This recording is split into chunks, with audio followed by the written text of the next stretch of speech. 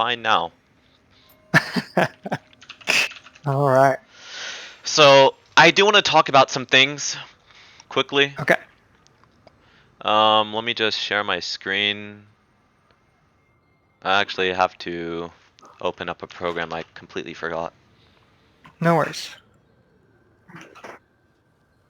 So since we're gonna do 2 sessions, I have an idea on what to do. We're gonna do one VOD review, and then the next session I'm gonna do a live coaching and like give you instructions. I think that'll be more effective Okay. That sounds good. because you're probably making like the same exact mistakes every game. So there's not a huge reason to do 2 VOD reviews, in my opinion. Okay. Sounds good to me. I'm pretty sure I'm making the same mistakes. Oh, no worries, man. No worries. So I want you to take a look at your op.gg. Can you do that? Yeah. Let me open it up here. So I want to explain to you like some concepts about Vladimir. Okay. So in this game, there are low economy champions and high economy champions. A low economy champion is a champion who is around the same effectiveness no matter what gold they have. These would be like your engaged supports, right? Because all of their power comes from not their damage, but the utility in their abilities, right? Like a Leona. A 20-0 in Leona and a 0-20 in Leona are almost the same champion. One's just tankier than the other. However, they both still perma CC you, right? Or Right. okay, and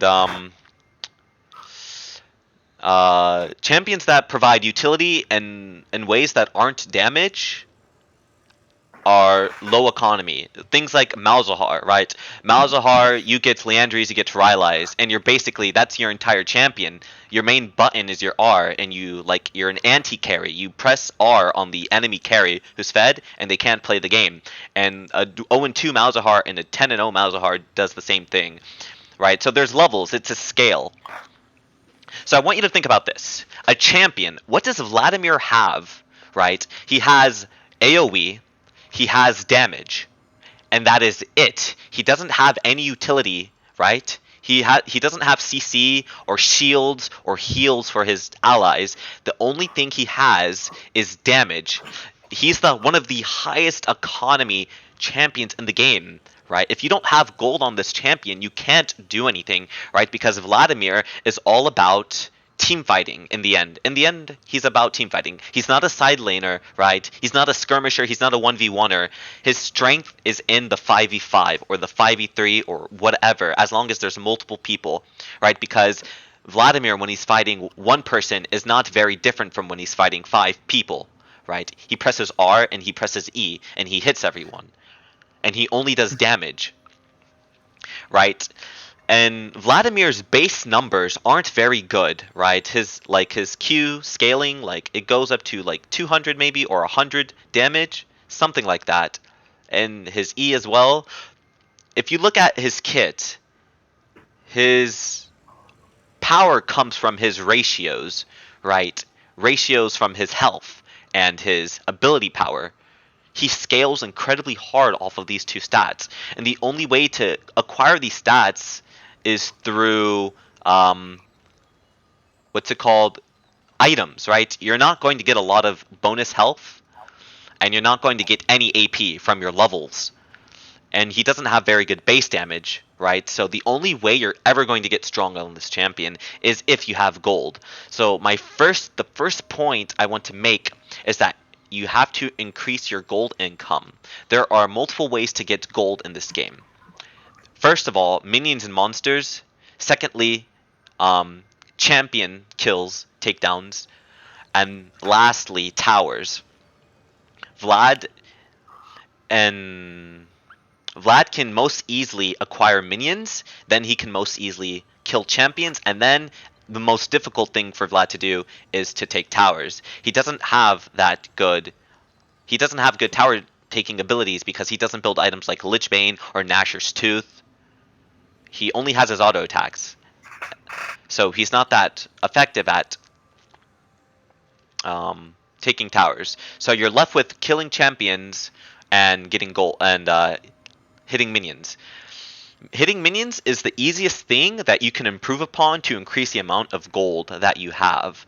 If looking at your op.gg, you're averaging 5, 4, sometimes even 3 CS per minute, it's repulsive. You can't function on this champion with these CS scores. If you were playing something like Blitzcrank mid, you can have 40 CS and you would still be effective because he's low economy, right? But Vlad is high economy, which means you need gold, which means you need to have a high enough CS score to impact the game.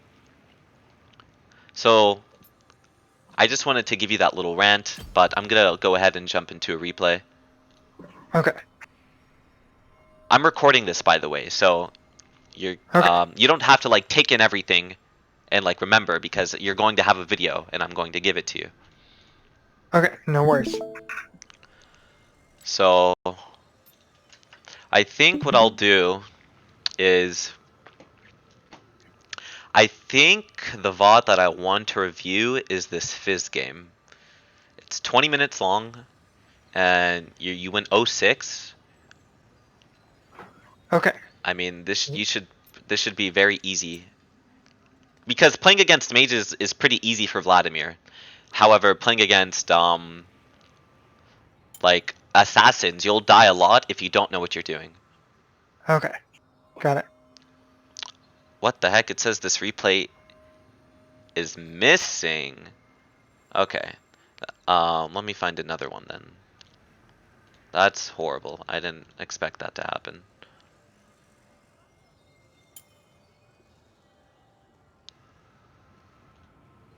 Okay, it seems like are you by chance able to download the replays yourself? Yeah. Let me see. Give me a second.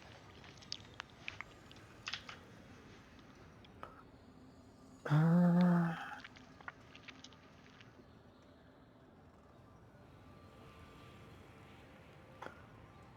grab them real quick. So I you want want the Fizz game? Yes, the 06, the 060 Okay. Fizz game. So what I want you to do after you download that replay, I want you to go into your folder Hmm. and I want you to open the replay, or not open the replay, but find it. You know where to find the replays? Yes. And okay, so I want you to drag that replay out and send it to me through Discord. Okay. Give me 1 second.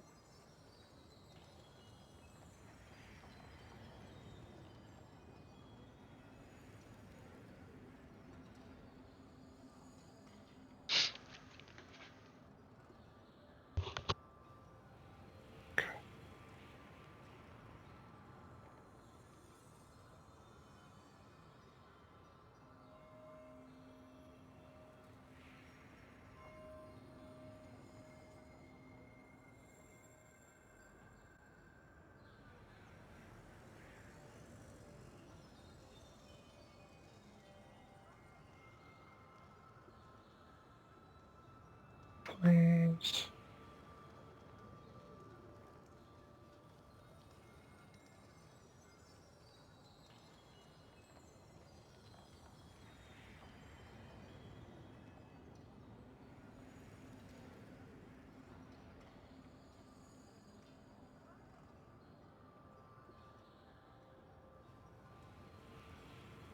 Something else I want to talk to you about, I guess in the meanwhile, while you're doing this, is your Mhm. itemization is atrocious. There Okay. is, I don't think it is viable to go Night Harvester Lucidities every single game because it is very countered by MR, and Lucidity boots are generally a very early game item. They're only for lane against like hard matchups or matchups where you're fighting permanently or you need push, or you just need some sort of power spike in that laning phase to carry you on through the mid and late game. But by the time it's by the time or yeah, by the time the laning phase ends, sorcery shoes are a superior item by far. So I don't think it's a good investment to buy Lucidity boots. I'd also recommend taking Proto Belt. I think it scales better, and if you're going to be playing an extremely low elo, these games will go on forever. So the reason why Okay. people go Night Harvester is so that they have like an quote unquote a better first spike. I don't believe that Night Harvester is stronger than Proto Belt, even as a first item, but people like to go that as a spike item or a first item spike. Again, I don't like the item. I would just recommend that you build Proto Belt and Sorcery Shoes every game. And I honestly just follow this build I'm about to send you. So Okay. I want you to go belt, shoes, or Sorc shoes. You can like alternate the order in which you go belt or Sorc shoes, but those two items first, and then Rabadons. I want you to Okay. build these items every game for a long time until like you become proficient and have some sort of understanding yourself. Because the the reason why these items are so good is because it allows you the most diverse options after that. When you build those two items, those are your core items. You can build anything else. You can build an Abyssal Mask, a Void Staff, a Horizon Focus, a Shadow Flame, a Zanya's, a Cosmic Drive. You can even build Banshees, like if the game calls for it. You can build any item, right? But if you were to build, like, for example, Night Harvester, Shadow Flame every game, second, you have to go Rabadons because it is too important of an item. It is a lot of bonus health and is a lot of bonus AP, which scale with each other. It's just too much stats. So you're forced to go Rabadons. Every time you go an item that isn't Rabadon's second, you're forced to build Rabadon's third, legitimately, or else your build will be garbage. Okay.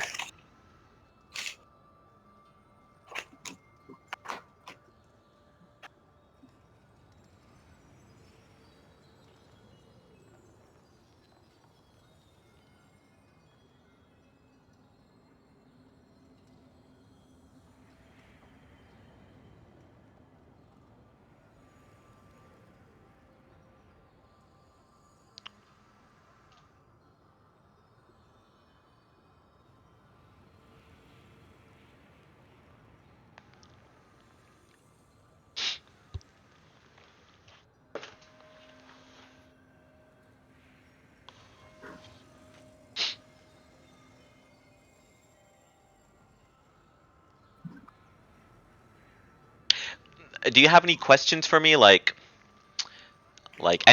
anything about Lada, and I'll answer it in the meanwhile. Okay. Let's see. Uh, I know we're talking about itemization right now, but I still don't really understand the runes. Um, Okay. mhm. I just been trying whatever uh, any random Reddit post mentions. Okay.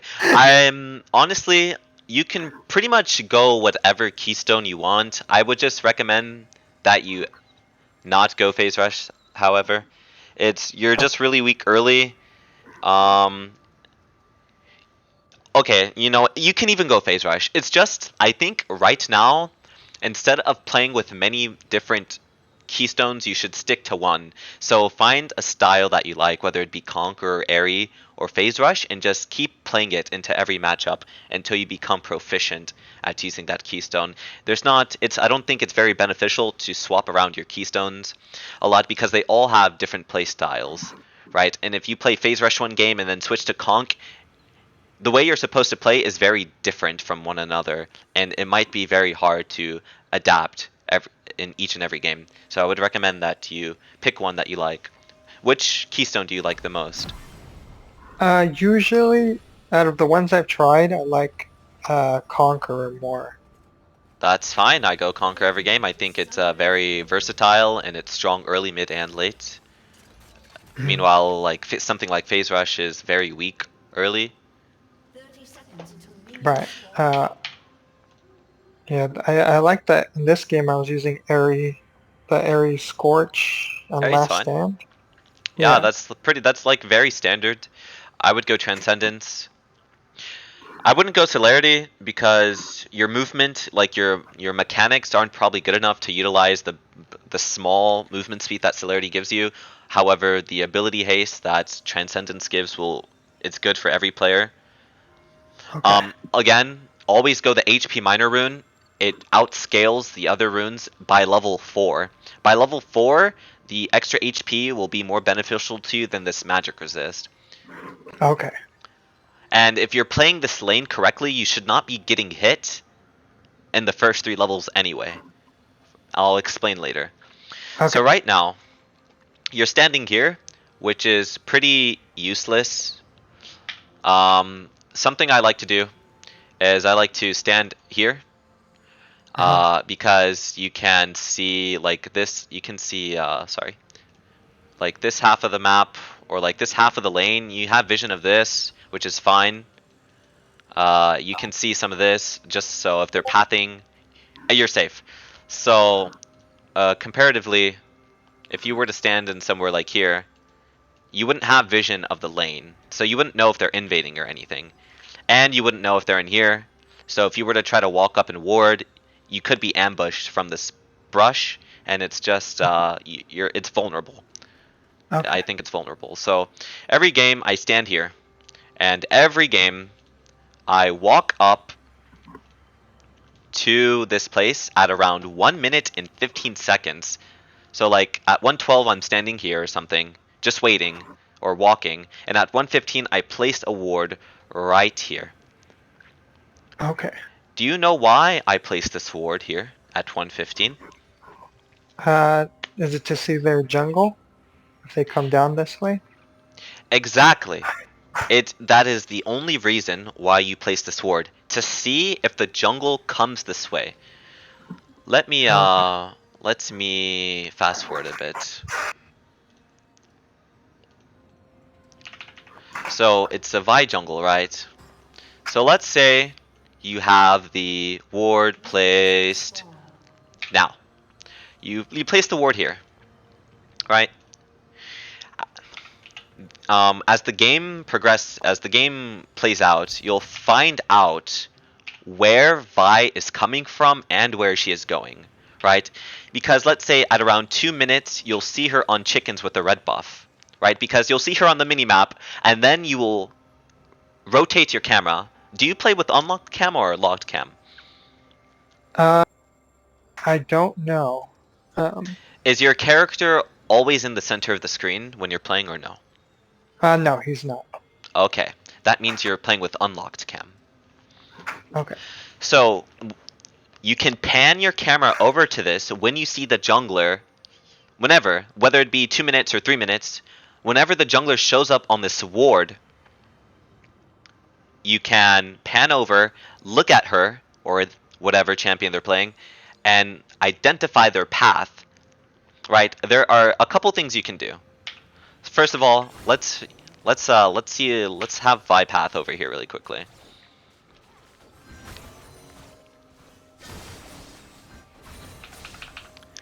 Alright, so she's walking. And now she shows up on your ward. At this point in the game, at 2 minutes and 40 seconds, if you were to have placed this ward at 1:15, you would have saw Vi here. There are a lot of things you can do. First, you can press tab. Okay? Do you know how many minions each camp is worth? No. Each camp, this is extremely, extremely important for you to remember this. I'm going to write this down for you. Okay. Each camp is worth 4 minions. Alright? This is Okay. important. Do you know how many camps are in each side of the jungle? 3? Yes, right? Exactly, 3. There's Krugs, red buff, chickens, which is 3, and then on the blue side you have wolves, blue, grump. Okay. Okay. Each camp, blue buff, red buff, chickens, Krugs, wolves, grump. They're all worth 4 minions. Scuttle Crab is also worth 4 minions. So, right? If you have the ward here, and you see her at 2 minutes, and you press tab, right? And you see that she has 12 minions. What does that tell you? So she's cleared 3 camps. 3 camps. Perfect. Right. So if she's showing up on the chickens, right? And she's done 3 camps and her chickens are up, that means she's done 3 camps not including her chickens. If she's done 3 camps and her chickens are alive, what does that tell you? Hmm. That she's already cleared the blue side, right? Yes, exactly. If she's showing up late to this ward, her chickens are up, she's level 3, and she has 12 CS, a 12 CS score, that means she's done 3 camps, which means she started from bot side. This is very important. Tracking the jungler in the early game is essential for Vladimir to play the game correctly. This is important. So let's say, hypothetically, that she started red, right? If she did red buff Krugs, and then at 1 minute and 50 seconds she'd appeared on chickens, and she had 8 CS, what does that tell you? So so that would be that she started up here on this top side, right? Yes, exactly. Very important. This is very important because the way you want to stand, right? Let's divide this into 4 quadrants. All right, pretend that that line is good. All right, Okay. there's 4 quadrants. You want to position yourself in according to 2 things: the position of your enemy laner and the position of the enemy jungler. Right. Okay. If if you know that the enemy jungler is topside, which squares would you want to put yourself in? 1, 2, 3, 4. Which squares would you want to put yourself in if you know the enemy jungler is topside? I guess 2 or 4, right? Yes. Do you know why that is? So that I have time if it comes down if Vi comes down to gank me or the jungler. Yes, exactly. That's precisely the point.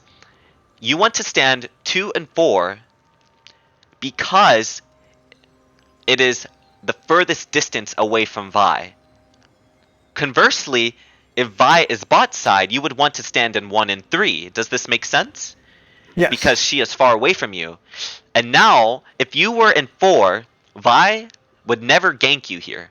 Vi would never do her chickens and then gank you, because it is impossible for you to get ganked at 4 if she's on chickens. However, if you were on 1 or 3, Vi could very well gank you. Does this make sense? Yes. Good. This is why you place the ward at 115. I'm going to write that down for you. Hold on. Ward at 115 chickens to track jungler.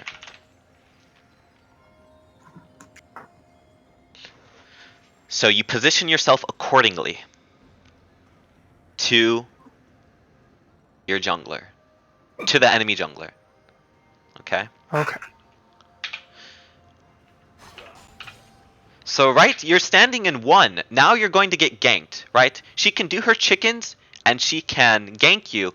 But if you have the ward at the chickens, you would know she's there and you would position yourself, right, to 2 or 4. And you would not be ganked. But let's see what happens really quickly. Again. So she decides to do her full clear, but again, you're standing on the wrong side of the map. She could very well have done chickens and ganked you here, and you would have been hurt very badly from it. Mhm. So the whole time while she does her full clear, you're on the wrong side of the map. Ignoring everything that's happening in the midwave, you could already see a major mistake is being made here. And so that's all I just want to brush up on that with the ward. I just want to explain that concept.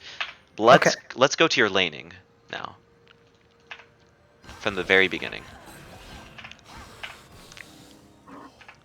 Do you have any questions on tracking jungler, placing the ward at 115, and positioning yourself according to the jungler? Do you have any questions at all? No, I got all that. You explained Okay. that very well. Okay, awesome. So let's actually look at your laning now.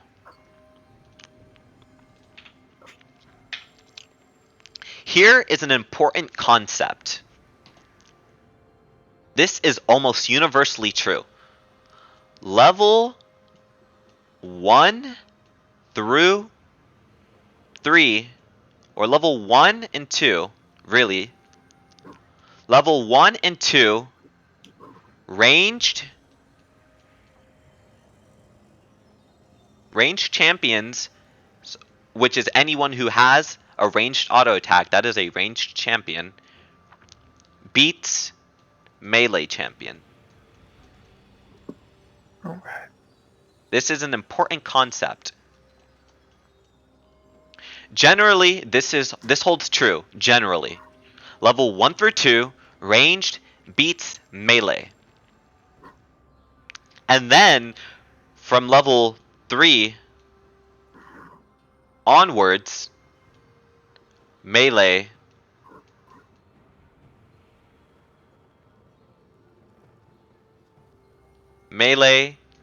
beats ranged. This is generally true in the laning phase, right? And outside the laning phase, these concepts are irrelevant.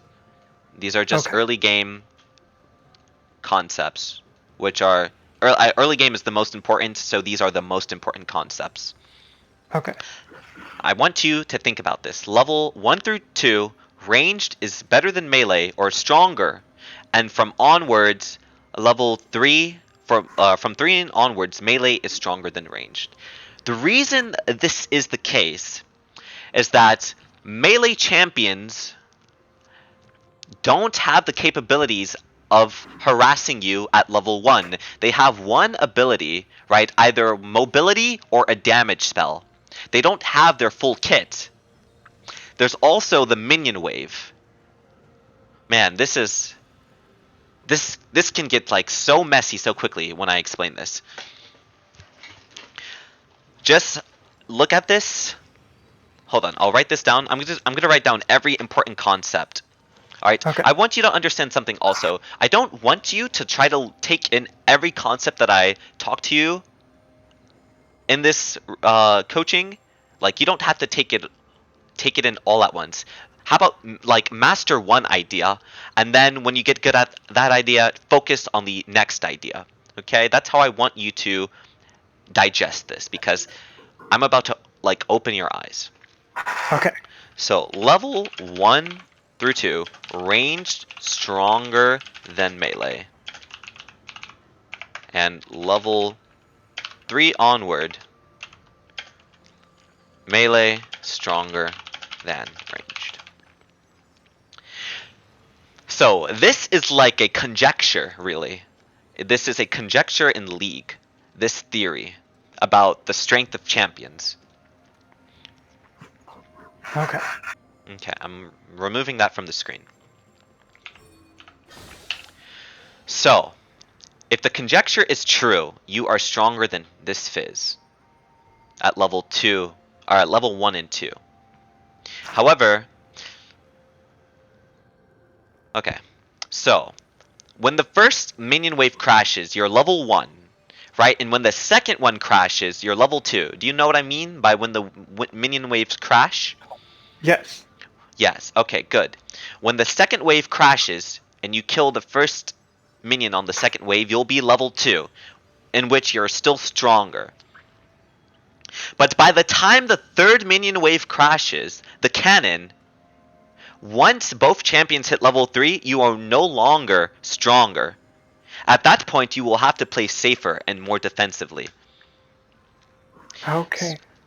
This is why you will see players slow pushing a wave in the beginning and then crashing it on the cannon wave so that the wave is pushing into them afterwards. When the wave is pushing into you, after you crash the cannon wave, you are in a very safe position. You cannot be zoned by the strong level 3 melee champion, because the wave is pushing into you, meaning that you will get every resource. Does this make sense? Is anything I'm saying confusing? No, I understand what you're saying. Okay. Yeah, So, so. what you should be doing now is starting a slow push and harassing Fizz when he tries to go for CS. Okay. I will guide you through it. I will guide you through what you should do. So, attacking this minion or queuing it and autoing it is good, right? Because you're creating a HP imbalance, right? This minion is less healthy than this minion, which means this minion dies first, right? Which means this wave will push. Does that make sense? The red wave is less healthy than the blue wave right now. Therefore, the blue wave will push into the enemy tower at a slow Okay. rate. This is called a slow push. This is what you're doing when you attack this minion. You're creating a slow push. That is good. That is what you want to do. What Fizz will do now is he may hit this, right? This is not good. When Fizz hits this minion, look what happens. The HP of the minion is lowered. So now the red wave and the blue wave are a similar HP again, right?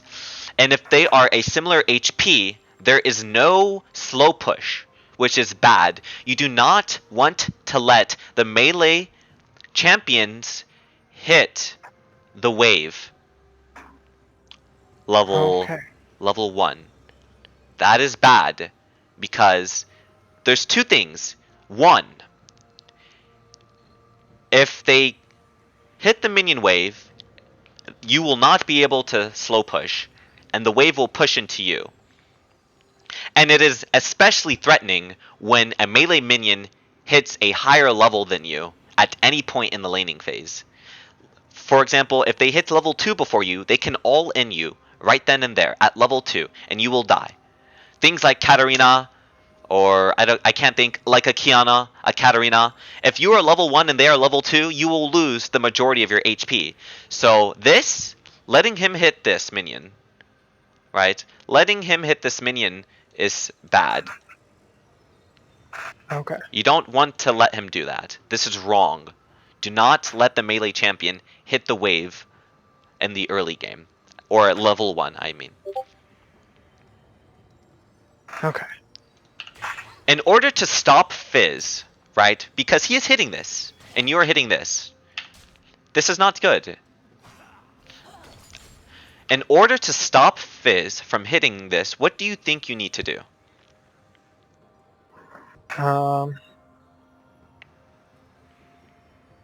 Get in front of the wave, or just hurt the Fizz. Bingo. Hurt the Fizz. More importantly than hurting him is creating pressure. You don't have to hurt him as long as he understands that he's not allowed to hit the wave. You have... Remember, you are stronger level 1. So you need to use that strength. Right? Here, I would not hit this minion again, because Fizz is walking too close. What you need to be doing now is autoing this Fizz so he doesn't hit this minion. Okay. If you auto the Fizz, he will stop hitting the minion and he will walk away, which gives you free reign to manipulate the wave how you see fit. Okay. An important idea, really. This is important as well. Everything I'm saying is crucially important. So, just bear with me. Your cooldowns. You do not want to spam your cooldown. You do not want to spam your Q on minions when you're versing a melee champion. You want to always try and get your Q on the enemy champion to harass them, to pressure them, to get them off the minion wave, to lower their HP bar. You accomplish so many things when you hurt Fizz. So try and save your abilities to hurt Fizz. Okay. He's hitting this. You need to walk up and auto him.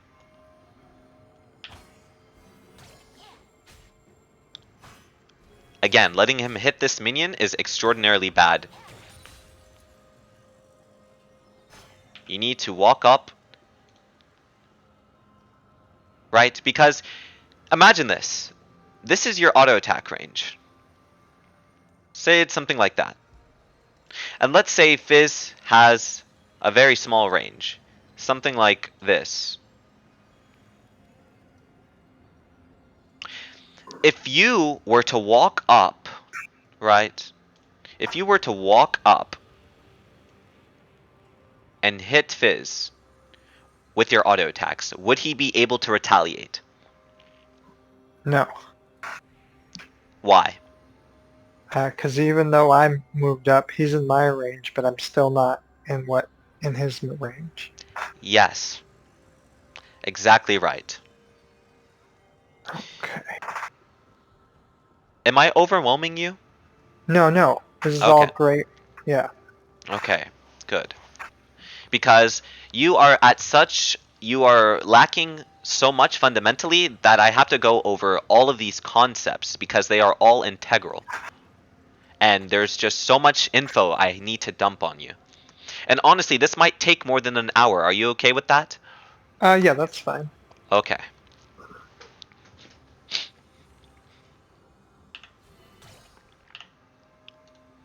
You have more range than him. You are stronger than him. You don't want him to hit the wave. So now you should be walking up. You have your Q, walk up. If your Q is up, walk up.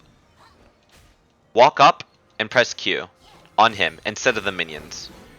This is a waste. When you Q a minion instead of an enemy champion, you are wasting.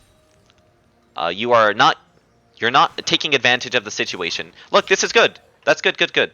Do you see what you did there? Where you autoed him. He's going for the minion wave. Right? I mean, he's going for the minion. This is an important concept. Right? He wants this minion. Right? It's very obvious he wants this minion. Because he gets gold from it. If you notice that your minion is getting low, you should walk towards that minion and prepare to harass with a Q or auto attack on the enemy champion. This is good. And you know what? Your Q is coming up in 4 seconds. Your red Q, your most powerful ability, and inside the entire laning phase. This is your most powerful ability. So if you can get it off, you're basically guaranteeing that you win the lane. I'm gonna write this down. Okay. Getting red Qs off in lane is invaluable. Invaluable. There's almost no situation in which you would rather sacrifice not getting a red Q off for something. I would sacrifice a minion. I would sacrifice some of my own HP. You getting red Q off is paramount in winning lane. So if you see that your Q, right? If red Q, or in general, not even red Q, right? But if Q, CD is less than,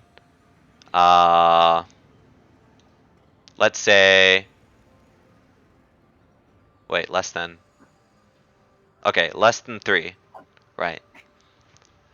If your QCD is less than 3, whatever the CD is, if it's less than 3, you walk up.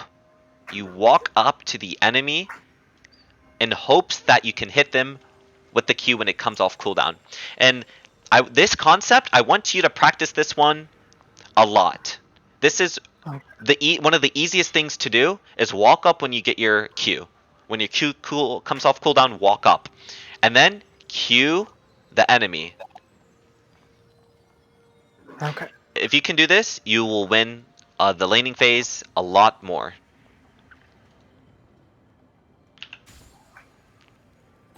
So notice this wave, it's not slow pushing. It's kinda frozen. I mean, your wave is a little healthier. Actually, no, this is fine. Ignore everything I just said. This is a good wave, as long as you don't let him hit the wave anymore. Look at him. Do you realize how he's running away when you have your red Q? Every enemy will do this. That is how powerful your red Q is. You can it creates so much pressure. So far, so good. Everything is good so far, except his HP. He could be like half HP right now if you were playing properly. Look, again, he's going for this minion. You see? He wants this minion. This is very obvious. Right? This is your chance. He's going to turn back for it again. Right? So now, if you had Q, you could Q him here. But now you just have an auto.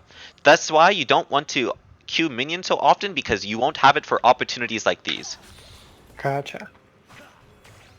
The only times you want to be spamming Q in lane is when the only time you want to be spamming Q in lane is when you're against someone who is strong and you're low HP.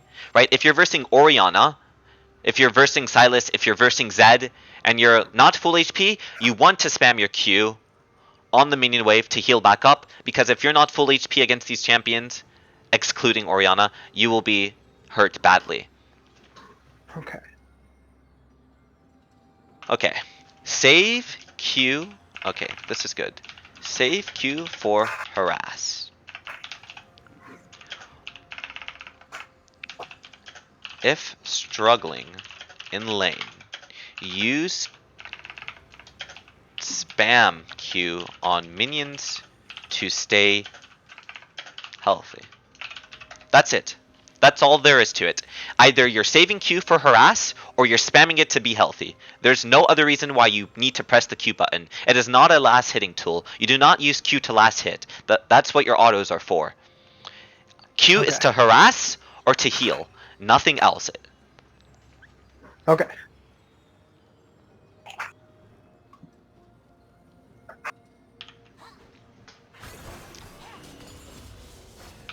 Okay, you are level 2. You are much stronger than Fizz now. At level 1 you were stronger, but at level 2 you are much stronger than level 1 Fizz. So whenever you are stronger than your opponent, you need to assert your power, right? You are playing this is what, like, if you look at the minion wave line, right, where the minion wave is crashed, you are playing so behind this line. This is a defensive position. This is how you play against something like an Anivia, a Syndra, an Orianna, right? You're playing defensively. You don't want to be at the forefront of the wave. You want to be at this line when you are stronger than your opponent. Would you agree with me that you are stronger than Fizz here? Yes.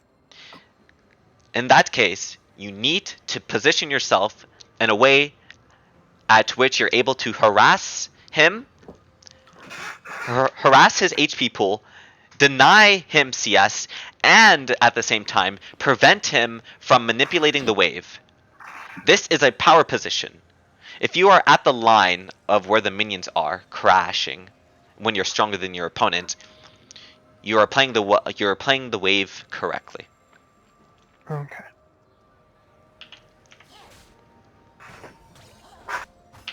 Look, your red Q is coming back up, and so this is a perfect opportunity. Your red Q is almost up, and at the same time he wants this minion. He's going to walk up for this minion because he's a noob, right? So this is where you would walk up and press Q, right? He wants this minion. So you walk up with your Q, and you deny him the minion, basically. Okay. See, hold on. Here, right? You don't have to Q you don't have to Q.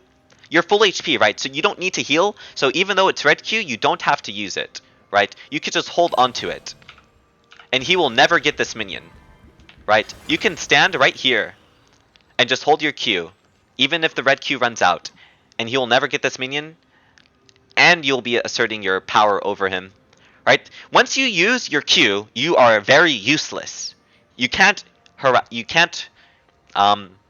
persuade this Fizz to not walk up anymore. Fizz will walk up after you use your Q, because when Vlad uses his Q in lane, he is useless when his Q's on cooldown.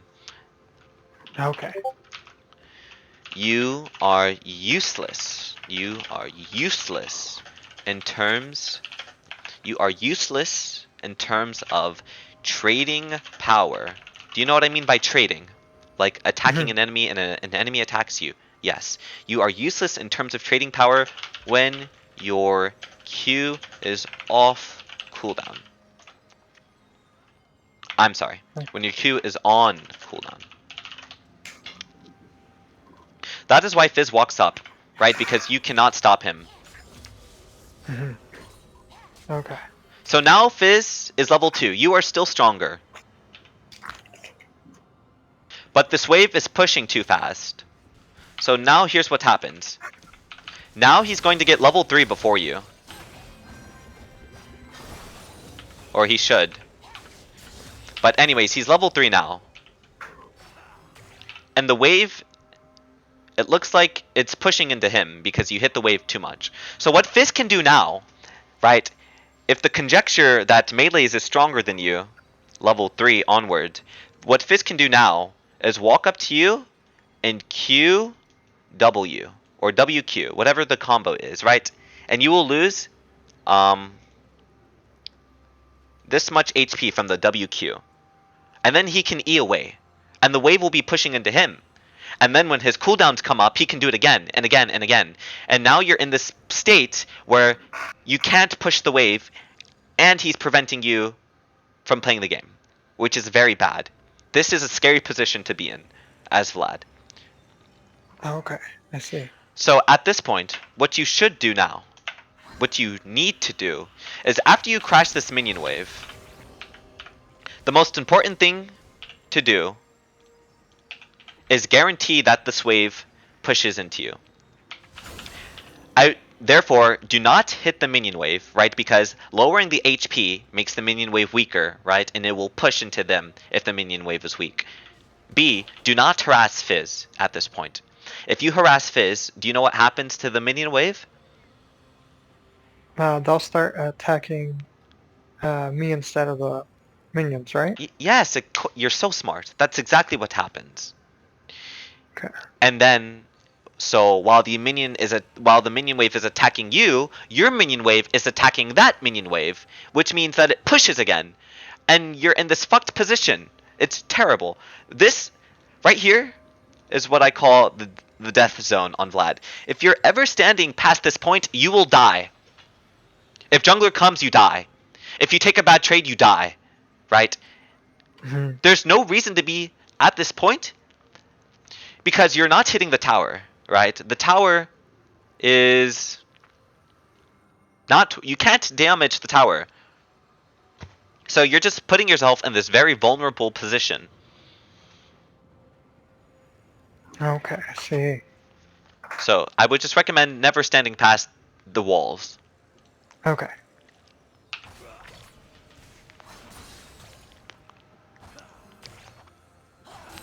And you're hitting this wave. You need to stop hitting the wave because now you're pushing it into again. Look what happens to this wave.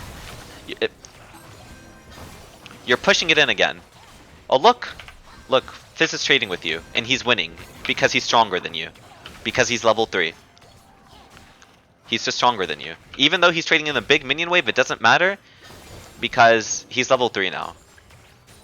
And you keep hitting the minion wave. So look at this wave. This wave is pushing into him again. Now you're overextended. Now Fizz can trade with you again. Right? You keep hitting the minion wave. It keeps pushing. Instead, if you were to play correctly, the wave could be right here. Right? If Vladimir is right here and Fizz is right here, right? You are unstoppable, right? The wave is right here. You are safe from... You cannot be ganked, right? It's not possible to be ganked from any side of the jungle. And Fizz cannot hit the wave, right? Because you will walk up and harass him with Qs and auto attacks. That is why you want to let the wave push to you, freeze it right here, and play the game. The way you are playing now is disadvantageous to you, to Vladimir. You don't want to play like this. You don't want to keep autoing the wave. You don't want to keep perma pushing it. That is very bad. Stop autoing the wave for no reason. This is very bad.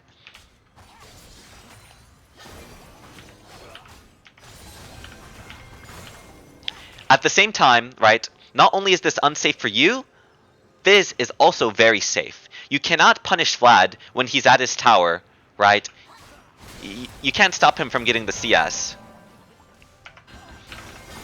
Because he's safe. And he can just walk back to his tower if you walk up. Again, look, you are overextended, and now Fizz has free reign to trade on you, and now you're low. Now you just die. This exactly what I said would happen, but before it happened. Fizz, with the wave is right here, can trade with you permanently.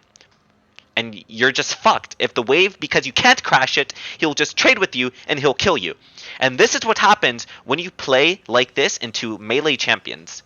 This will happen every time, whether it's Kiana, Fizz, Akali, Zed, Talon. Every melee champion, this will happen to you.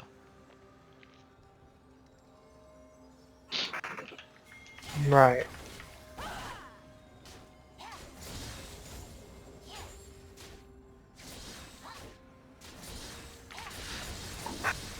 Okay. Yeah, that makes a lot of sense. And in most matchups, that's exactly what happens. Yeah, of course it happens. Because Yeah. this game is like, has been... It's very much like chess, where there's moves, right? And each move has a predetermined result of who wins and who loses.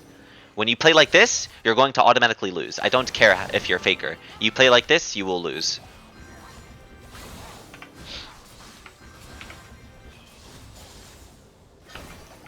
So now that the level 3 is over, I'm going to move on to some non-wave manipulation, and I'm going to focus on like just regular trading patterns, and I don't know, we'll see. We'll see if anything I can think of pops up. Okay. So you come back to lane. Nice. So I'm going to tell you right now, you're playing incorrectly with the waves, but it's not so much important anymore because the game is more, as the game goes on, the strength, like the discrepancy between strength between champions becomes closer. So like level 5 Vlad, level 5 Fizz, they're like, he's melee, right? So he's stronger, but at the same time not really, because there's hardly a discrepancy. But I mean, again, if you were to have the wave right here and he can trade with you, you'll die again. So just don't have the wave there. Okay. Some basic concepts. If he's level 6 and you're level 5, you don't want to trade. He will automatically win because he has his ult. So now you just want to play passively until you hit level 6. This is good. You're spacing good. You're spacing bad now. You don't want to trade him. You don't want to trade because he's stronger than you. Much, much, much, much stronger. Because he has his ultimate. You are spacing well until you decide to Q. Your Q is very bad. The Fizz can kill you so easily here. If like he's human.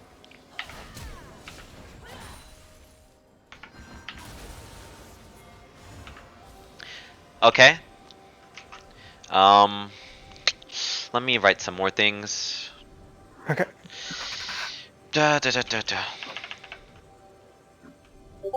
If you are level 5, an enemy is level 6, don't fight. All of these are general rules, right? Every rule that I've talked about so far, every single rule, there are cases where it's not true. There are exceptions. But it's just the case generally that the things that I'm saying are true. Generally, most of the time, which is important. Those are your fundamentals. When you play the game more, you will see what the exceptions are. Right? Okay. Okay. If you are level 5 and enemy is level 6, don't fight. If you use pool, Oops. You must play defensively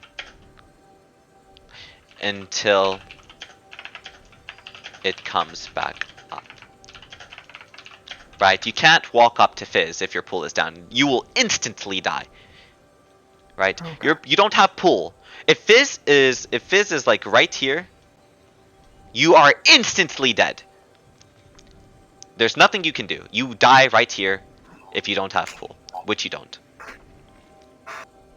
So just be careful about walking up when you don't have pool.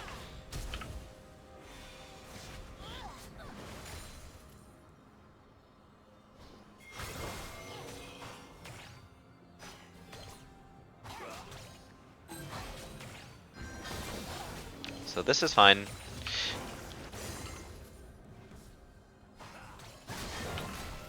You don't want to be wasting your pool like that, because now, if Fizz is human, he would just kill you, right? You're 2 HP, he can press R and you die, because you don't have pool. So don't waste your pool so often. Oh, wait, okay. Yes, you die. It's like I can see the future.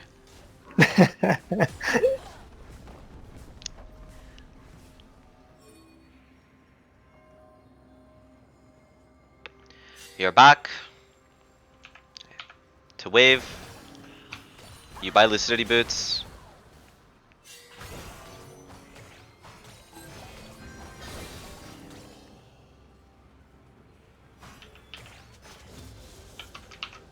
Hold on, how long have we been going for?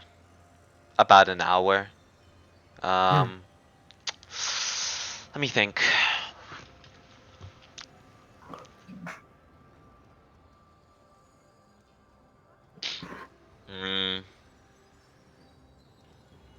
I spent an hour talking about the first 3 minutes of the game. That's insane. I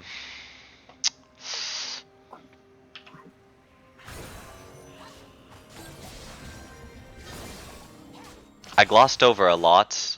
I mean, I covered a lot already, so now, I guess...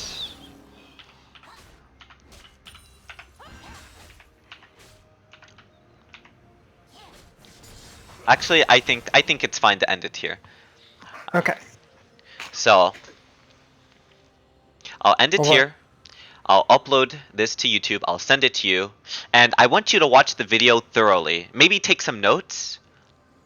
And try to utilize some of the knowledge in your future games.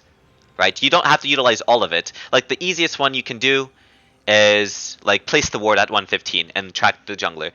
If you can do that every game and ignore everything else, you will improve. And then once you get good at that, you can utilize the other concepts until you're good at everything that I said.